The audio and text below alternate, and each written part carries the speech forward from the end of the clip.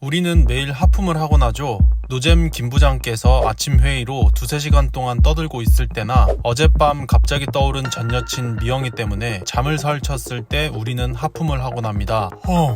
하지만 하품을 하는 것은 비단 인간뿐만이 아닙니다. 옆집 강아지, 역앞 광장에 모여있는 비둘기, 심지어 태아도 하품을 하곤 하죠. 포유류의 90%가 하품을 하고 거의 모든 척추동물이 하품을 한다고 합니다. 아마 여러분 중 많은 분들이 꽤 높은 확률로 하품이 몸에 산소가 부족하기 때문에 하게 되는 것이라고 생각하실 텐데요. 하지만 실제로는 우리 몸에 산소를 공급하는데 하품은 큰 효과가 없는 것 알고 계셨나요? 왜냐하면 하품은 산소를 공급하는 효과적인 호흡 방법이 아니기 때문인데요. 하품 중에는 상대적으로 호흡을 잠시 정지하는 구간이 있기 때문에 오히려 쉬지 않고 빠르게 호흡하는 것이 산소를 공급하는데 더 유리합니다. 격렬한 운동을 하고 나면 숨을 가쁘게 쉬는 것이 하품을 하는 것보다 자연스럽게 느껴지는 이유가 바로 그 때문입니다. 그럼 하품은 도대체 왜 하는 것일까요?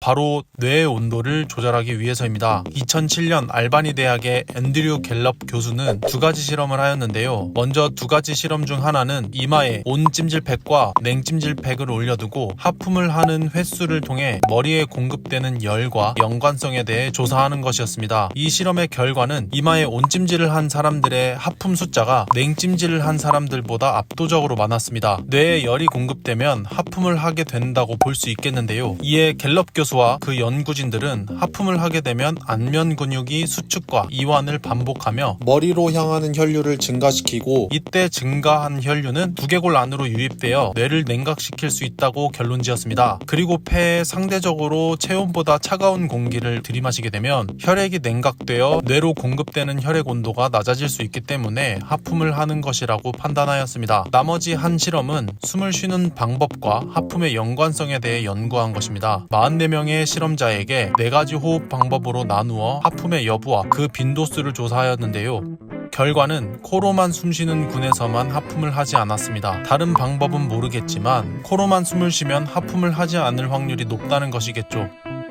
갤럽 교수와 연구진은 이 2 실험을 종합하여 뇌의 온도가 올라가게 되면 하품으로 뇌의 온도를 낮추고 뇌와 가까운 기관 중 하나인 코로 찬 공기를 유입시키며 숨을 쉬는 경우에는 코를 통해 뇌의 높은 온도가 충분히 방출될 수 있기 때문에 하품을 하지 않을 확률이 높다고 결론지었는데요. 하품은 우리의 뇌를 식게 하기 위해 우리 몸에 탑재된 일종의 냉각 기능으로 본 것이죠. 하품은 우리의 일상생활에서 뜻밖의 상황에도 많이 경험하게 됩니다. 헬스, 크로스핏 등 과격한 운동을 하고 난 직후 혹은 스트레스를 받는 등 졸리지 않은 상황에 발생하곤 하는데요. 이는 체온이 오르거나 뇌가 처리해야 할 일이 많아지니 자연스레 뇌의 온도가 높아지게 되고 그 온도를 낮추기 위해 하품을 하게 되는 것입니다. 반대로 우리가 졸릴 때나 지겨울 때 자연스레 나오는 하품도 체온과 연관이 있습니다. 우리의 몸은 생체 리듬, 바이오리듬에 의해 잠들기 전 체온을 낮추게 되는데 이때 하품을 통해 체온과 뇌의 온도를 조절하는 것이죠. 다시 본론으로 돌아와 하품은 산소가 부족해서 우리 몸에 발생하는 현상이 아니라 뇌를 식히기 위한 우리 몸의 기능 중 하나인 것입니다.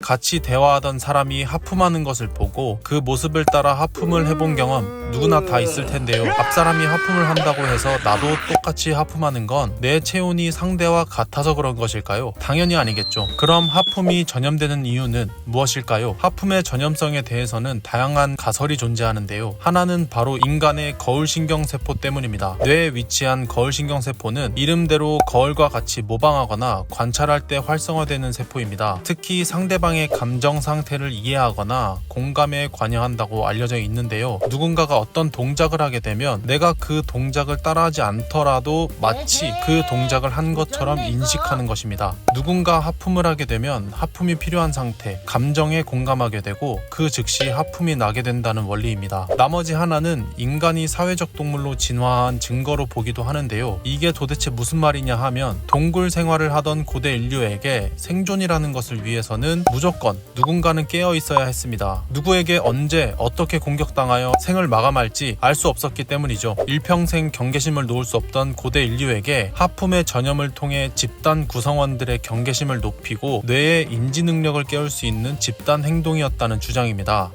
Is yawning really socially contagious? It is.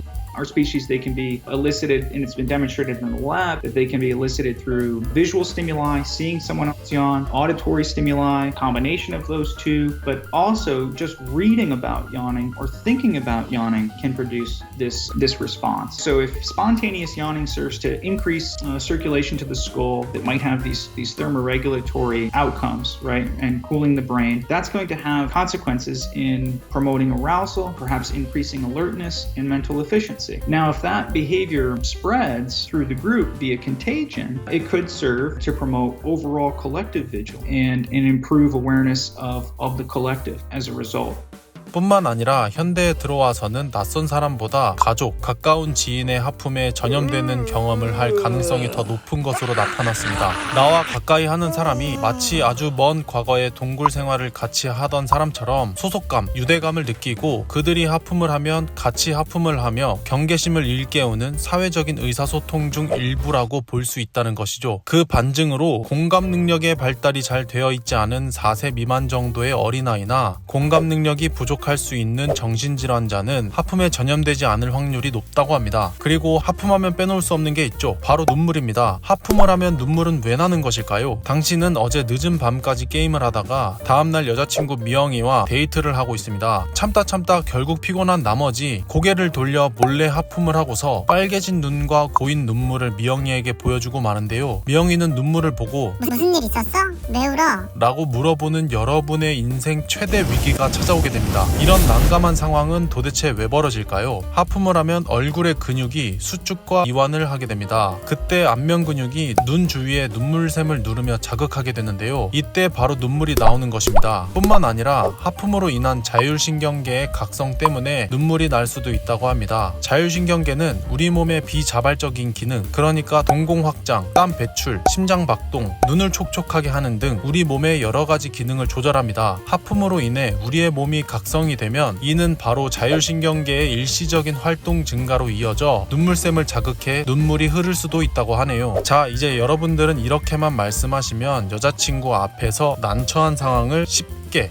벗어날 수 있습니다. 하품 때문에 안면 근육이 움직여서 눈물샘이 자극을 받았고 자율신경계의 일시적인 활동 증가 때문에 눈물이 나는 거야. 말하는 거 말고 진짜 자, 오늘은 하품을 하는 이유에 대해 알아보았습니다. 혹시라도 여러분들이 다른 사람들과 이야기하던 중에 누군가가 하품을 하는 것을 보게 된다면 내 이야기가 그렇게 지루한가? 너무 예의 없는 거 아니야? 라고 생각하기보다는 저 사람은 하품을 할 만큼 스트레스 받을 일이 있나 보다, 혹은 저 사람의 뇌가 뜨거워질 만큼이나 우리 이야기를 열심히 들어주고 있었구나 라고 생각해 보시는 것은 어떨까요?